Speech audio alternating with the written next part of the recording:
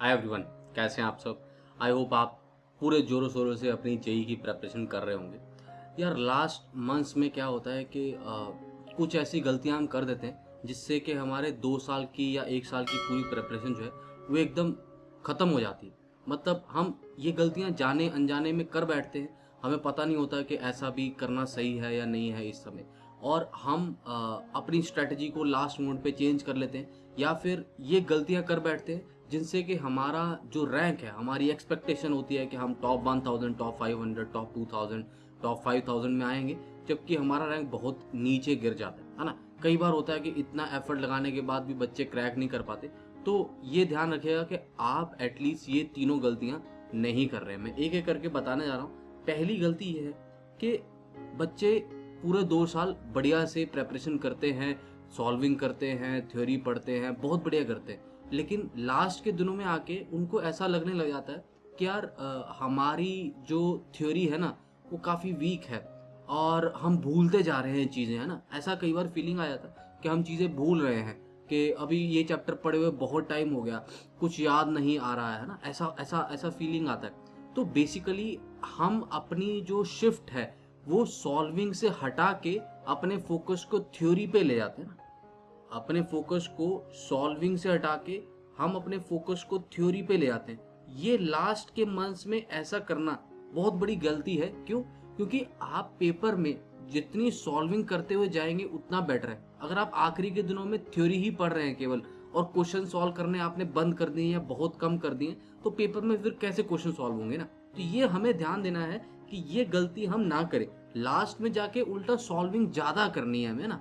Last में जाके हमें थ्योरी की जगह सॉल्विंग पे ज्यादा फोकस रखना है। We have to keep solving questions of different set of chapters, है ना। मिक्स करके क्वेश्चंस करते रहने, चैप्टर वाइज क्वेश्चन करते रहने। बेसिकली हमारा जो हाथ है वो चलते रहना चाहिए। अगर हम 4 साढ़े 4 घंटे पढ़ रहे हैं तो उसमें हमारी 3 घंटे तक की मिनिमम सॉल्विंग होनी चाहिए ना। 3.5 घंटे भी कर सकते हैं, ठीक है। तो लास्ट के दिनों में जाके ये वाली जो गलती है वो नहीं दोहराएंगे। सॉल्विंग से थ्योरी में जो शिफ्ट होने का जो नेचर है हमारा, उससे हम बचेंगे, ऐसा नहीं करेंगे।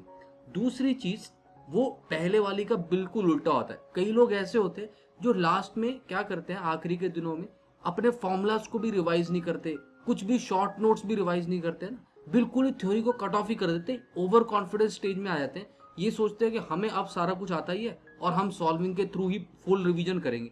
टोटली सॉल्विंग के ऊपर भी रिलाई करना सही नहीं है ना।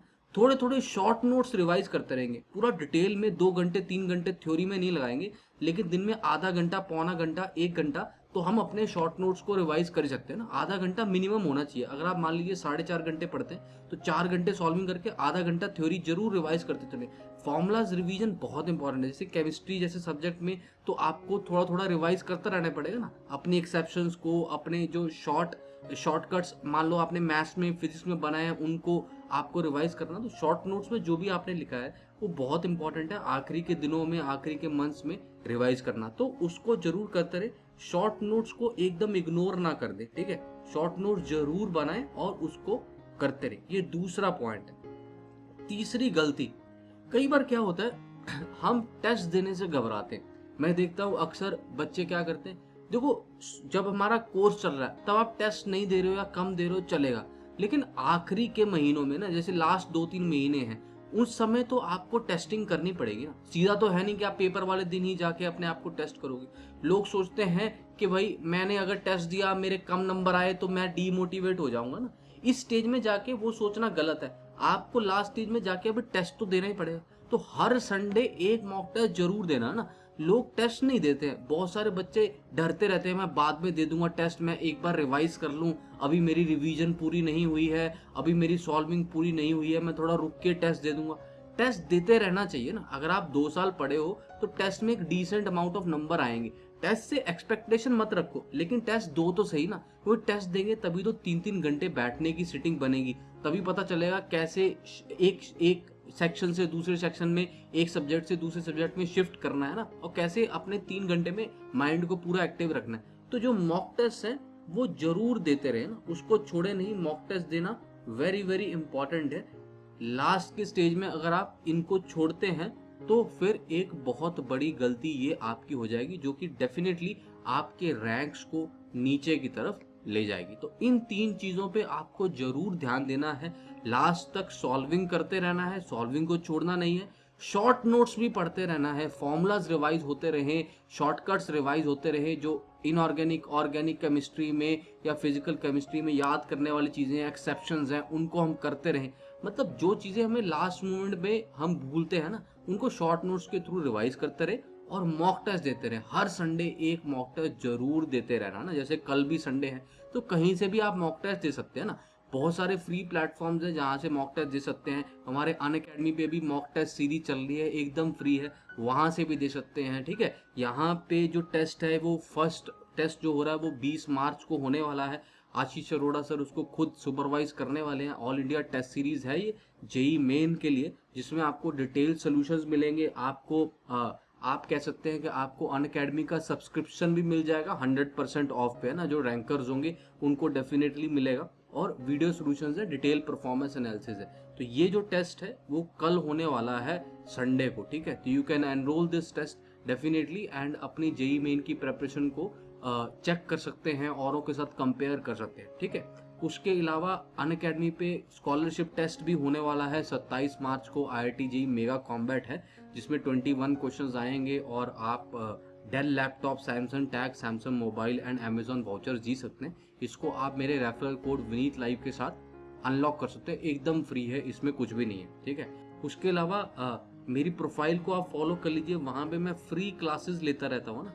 उसको हम स्पेशल क्लासेस बोलते हैं। जो लोग नहीं जानते हैं उनको मैं बता दूँ, स्पेशल क्लासेस होती रहती हैं। जनरली मेरी सुबह 11 बजे क्लास होती है ना।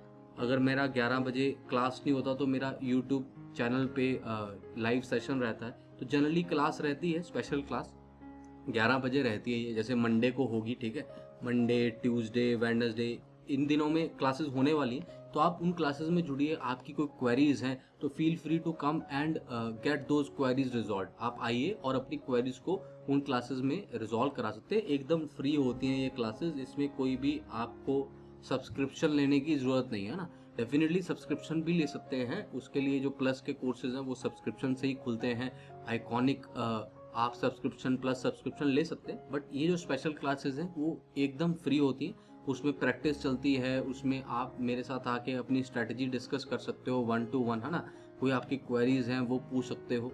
बेसिकली आप अपनी प्रेपरेशन को जितना बेहतर ढंग से बनाना चाहे वो आप कर सकते हैं। मेरी पुराने कई सारे PYQ के सेशंस वहाँ पे पड़े हैं जिसमें डिटेल में डिस्कशन हुई है कि कैसे कैसे क्वेश्चंस को हैंडल करना है, कैसे मैनिपुलेट करते हैं, वो सब चीज़ें वहाँ पे आपको मिलेंगी। ठीक है, तो आप ज्वाइन करिए इन क्लासेस को डेफिनेटली और अपनी प्रेपरेशन को और बढ़िया ढंग से पढ़ते रहिए। ठीक है, चलिए तो मिलेंगे अगले वीडियो में बहुत जल्द इसी चैनल पे। चैनल को सब्सक्राइब रखिएगा। Thank you, bye bye and all the very best.